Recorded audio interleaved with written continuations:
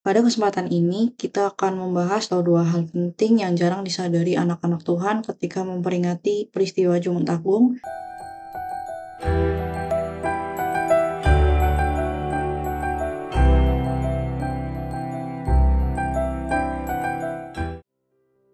Shalom, halo apa kabar semuanya? Kami harap semua dalam keadaan sukacita dan damai sejahtera. Yang sakit disembuhkan dan yang punya masalah mendapatkan solusinya. Haleluya, amin. Pada kesempatan ini, kita akan membahas dua fakta atau dua hal penting yang jarang disadari anak-anak Tuhan ketika memperingati peristiwa Jumat Agung atau Good Friday dan Paskah. Berikut pembahasannya. Yang pertama adalah mahkota duri.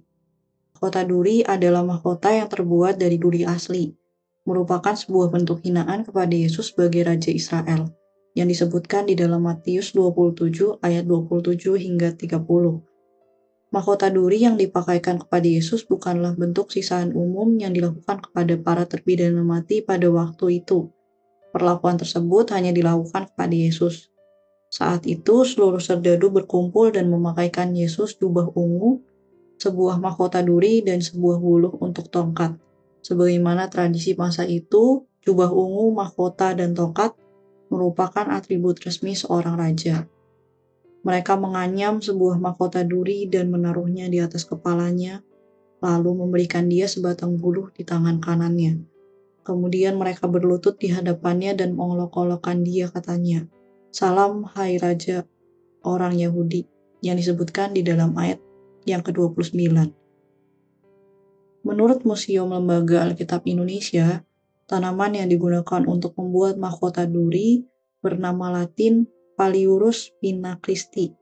Tanaman berduri ini dikenal juga sebagai Jerusalem Thorn, Garland Thorn, Christine Thorn, atau Crown of Thorns karena mengacu kepada mahkota duri Yesus. Tanaman berduri ini mudah ditemukan di wilayah Yerusalem dan wilayah Mediterania lainnya seperti Asia Tengah, Maroko, Spanyol, sebelah timur Iran, dan juga Tajikistan. Namun, selain jenis Paliurus ini, Wikipedia juga mencatat ada tanaman lain yang diperkirakan dipakai untuk mahkota duri pada saat itu, yaitu Sisyphus Pina Christi. Namun, ada beberapa pihak yang menyatakan bahwa tanaman Sisyphus ini terlalu rapuh untuk dianyam menjadi sebuah mahkota duri. Namun yang menarik itu adalah di selatan Yerusalem ada sebuah pohon Sisyphus dengan usia sekitar 1500 hingga 2000 tahun. Penduduk lokal mempercayai pohon tersebutlah yang digunakan untuk membuat mahkota duri Yesus.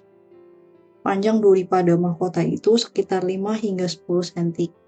Duri pada pohon yang digunakan untuk mahkota tersebut juga diperkirakan panjangnya 5-10 cm, di mana cabang pohon yang sudah tua, berusia puluhan hingga ratusan tahun, durinya bisa mencapai 5-10 cm. Mahkota duri disematkan dan ditekan dengan tongkat. Tidak bisa dibayangkan betapa menyakitkannya jika benda ini dipasang di kepala kita, bukan? Ngilu, pusing, berdarah dalam jangka waktu yang cukup lama dapat menimbulkan syok, belum termasuk siksaan cambuk, pukulan, dehidrasi, dan kelelahan yang bercampur jadi satu. Ingat saudaraku, ini pengorbanan Yesus buat kita semua. Betapa luar biasanya pengorbanannya bagi kita. Lalu yang kedua adalah cambuk. Pada film The Passion of the Christ, banyak orang yang terharu dan sedih melihat Yesus begitu buruk rupanya akibat siksaan prajurit Romawi. Terlihat sudah banyak bentuk tubuh yang lebam, berdarah, dan rusak cabik-cabik. Padahal dalam tradisi Romawi, untuk cambukan pada orang yang sangat jahat sekalipun hanya dicambuk sebanyak 39 kali.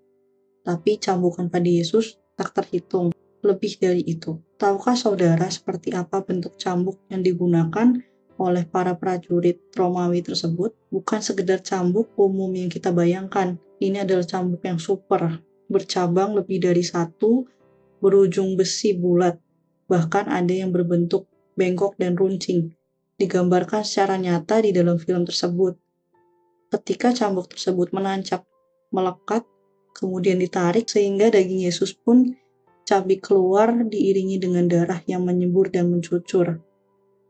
Hal tersebut terjadi berulang-ulang, ngeri, miris, ngilu. Bahkan ketika kami mengedit video ini, rasa sedih betul-betul mengiris hati kami. Tuhan, betapa besar pengorbananmu, Engkau rela mati di kayu salib demi kami manusia berdosa. Saudara-saudara, melihat penderitaan dan pengorbanan Yesus, masih keraskah hati saudara pada saat ini? Mari kita mulai hidup dengan benar di hadapan Tuhan sebagai wujud syukur padanya. Pada 1 Korintus 15 ayat 3-4 disebutkan bahwa sebab yang sangat penting telah kusampaikan kepadamu, yaitu apa yang telah kuterima sendiri, ialah bahwa Kristus telah mati karena dosa-dosa kita, sesuai dengan kitab suci, bahwa ia telah dikuburkan, dan bahwa ia telah dibangkitkan pada hari yang ketiga, sesuai dengan kitab suci.